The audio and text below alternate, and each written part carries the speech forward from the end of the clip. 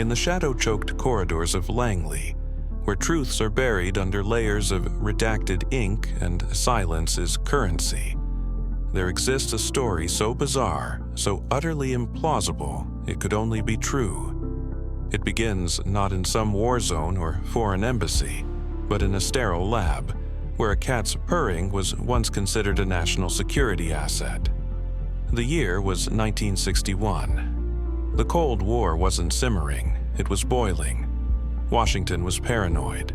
Moscow was ruthless. Espionage had gone beyond human agents. Now, anything that could move, transmit, or listen had potential. And someone inside the CIA dared to ask a question that felt more like satire than strategy. What if we turned cats into spies? They called it Acoustic Kitty, not a joke, not a code name. A literal cat, wired, trained, modified, to listen, record, and infiltrate. At the heart of this absurd mission was one chilling premise. Humans are too suspicious, too conspicuous. But a cat can walk past a guard, slink under a limo, perch beside diplomats in a park bench meeting, and no one blinks. Inside a CIA lab, technicians went to work like Frankenstein surgeons. They embedded a tiny microphone in a cat's ear canal, a transmitter nestled at the base of the skull. A thin antenna ran down the length of its spine, hidden beneath fur. They weren't just wiring a cat for sound, they were weaponizing innocence. It cost over $10 million. And the cat? She didn't ask for this. She was plucked from some shelter, sedated, shaved, sliced, stitched, and rewired. Then came the training. For months, agents tried to teach a creature born for independence to obey human commands. Sit, stay, walk toward a moving target across a street. The feline fought every step, its instincts rejecting the mission. But the CIA pushed forward, fueled by desperation and delusion.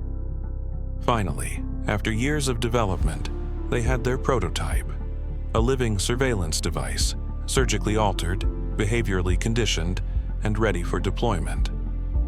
The target? A park in Washington, D.C., where two suspected Soviet agents were scheduled to meet. The objective? Place the cat nearby, activate its microphone, and capture the conversation. They released her at the edge of the park, adrenaline high, hearts pounding. This was it. The culmination of one of the strangest operations in CIA history. She took 3 steps, then wandered into traffic, and was hit by a taxi. Silence, then static, then nothing. The cat was dead.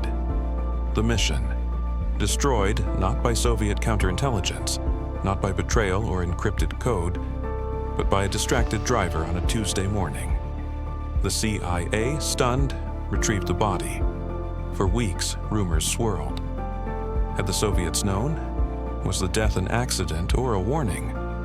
Years later, in the declassified vaults of Langley, a single line buried in a 1967 memo would confirm the truth.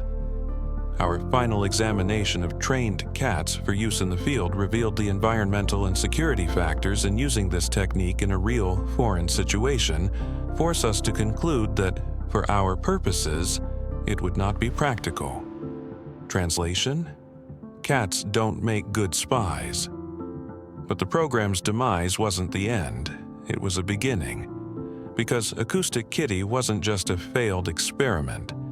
It was a window into the depths of Cold War desperation, into how far a government would go when gripped by paranoia, into how science, unchecked by ethics, can slip quietly into madness. And even after it ended, echoes remained, in whispers about lab-modified animals, in rumors of pigeon-mounted cameras, in the eerie possibility that somewhere, buried in some defense contractor's PowerPoint, another creature is being redesigned for war. Acoustic Kitty never purred again, but she became legend, a footnote in the strange history of intelligence, a symbol of how absurd, how surreal, how darkly comical espionage can become when fear overrides reason, and maybe Just maybe, that's the scariest part of all.